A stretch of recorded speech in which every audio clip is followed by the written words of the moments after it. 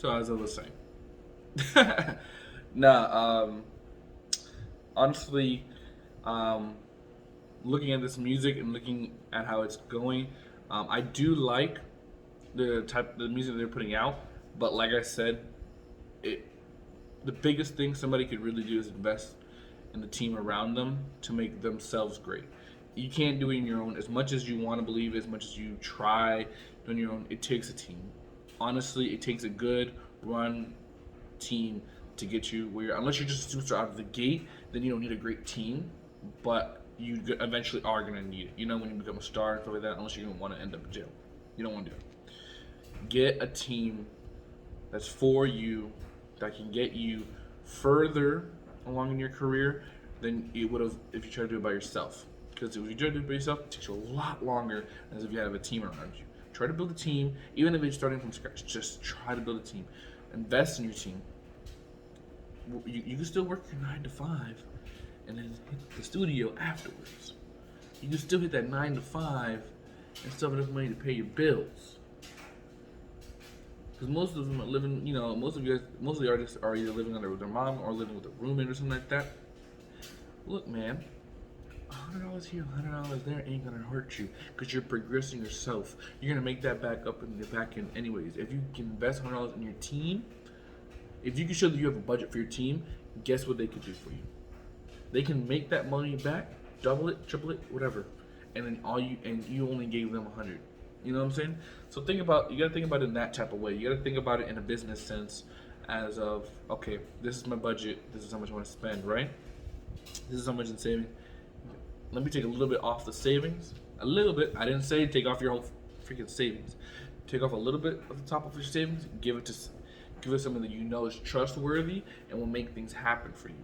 Like a producer that can mix for you. Like an A&R. Like getting a team, like people for cover art, like people that like J-Doc, who does great videos. Do the certain steps necessary and things will come natural, things will come easy to you once the art process is already started. Then once you know how they do it, you ask them how, and you start picking their brain, so then you can start doing some of the things your own self, right?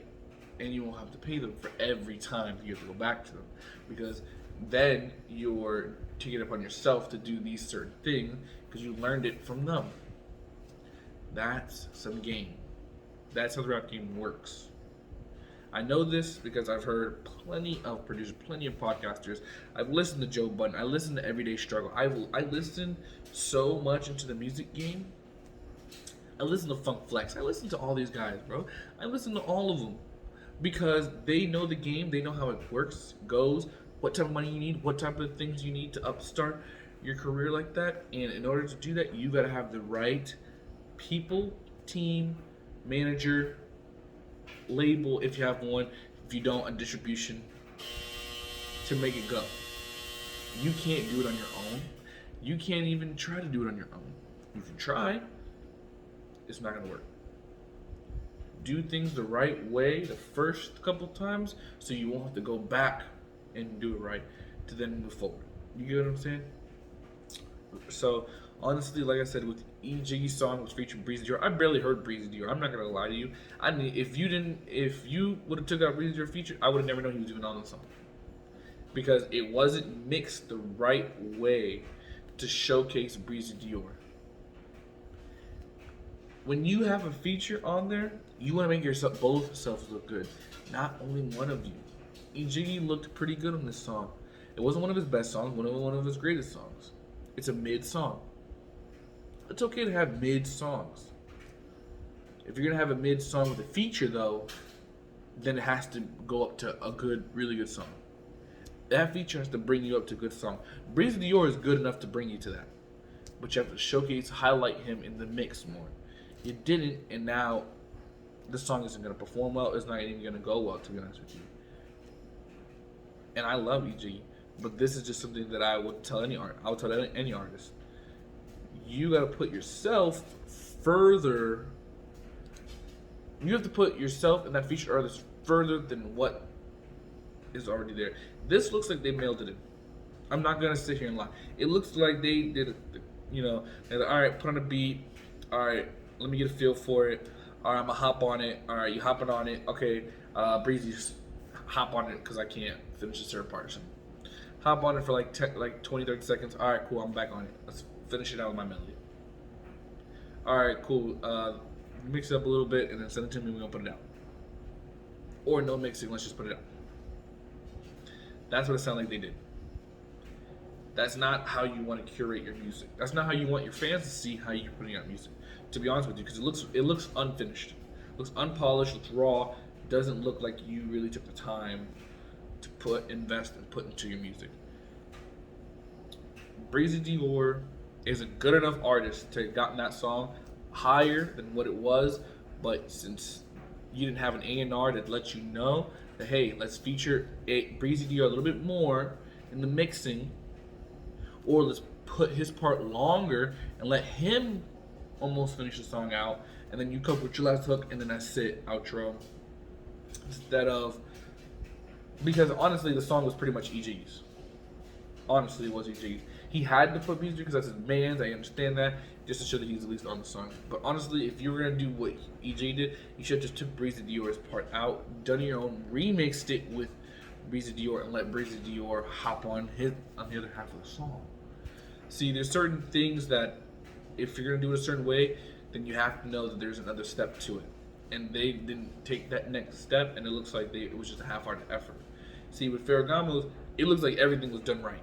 It looks like from start to finish, he put out a complete body of work, and he didn't, and you could tell he stopped, finished editing, and came back, things like that. Like you could tell that there's real levels to what he did.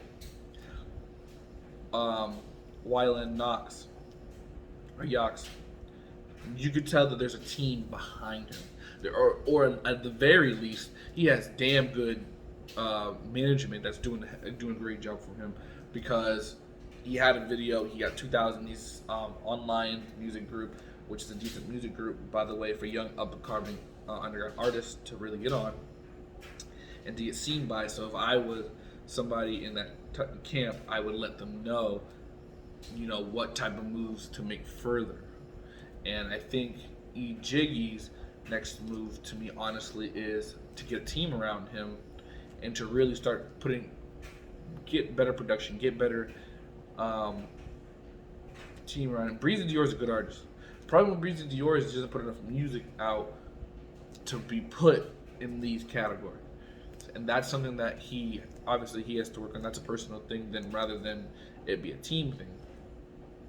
And my next one, I'm gonna let you guys know about Jerry L. I'm gonna let you guys know about some other artists that from Deltona that are actually doing great things. Jerry L is doing great things. Him and J-Doc are doing a great series together that they should continue with this run. Jerry L's putting out very good music. I am shocked, because not to be mean, but he's he's a Puerto Rican. I ain't think he was gonna be putting out some good English music. You know what I'm saying? But he is. Sorry, that's my dryer. I'm gonna put out certain things so you guys can see and understand where it's coming from. So this is gonna be its own separate video. This is gonna be more of its A&R something, and what my ideas and previews are to this, more from the In the Street podcast that was already filmed. This is just the second part to it that details to you guys my thoughts into this, my thoughts and expectations into this. Now, EJ just needs to go further with the song now. If you haven't heard it, I'm going to put a link into it down in the description below. Ferragamo's song, Need You the Most. Good song, very good song. So it's just certain things that they need to pick, choose, put in there, make sure that everything goes well, so they can really go take this thing further. Because I know they want to take this thing further, but they're scared to, because if it fails, they haven't, and then they look at their failure, they're gonna be like, damn, I'm coming back to here again. Don't worry about failure, because failure is not an option if that's your only plan. It's number one. So use it, utilize your skills, tools, put some money behind it, and watch it grow and watch it get bigger. We're on the road to 100 subscribers, guys. Make sure to like, subscribe, hit the notification bell, because we are gonna do this. So there's gonna be a double upload today. You will see another double upload tomorrow. So stay tuned on that. All right, peace.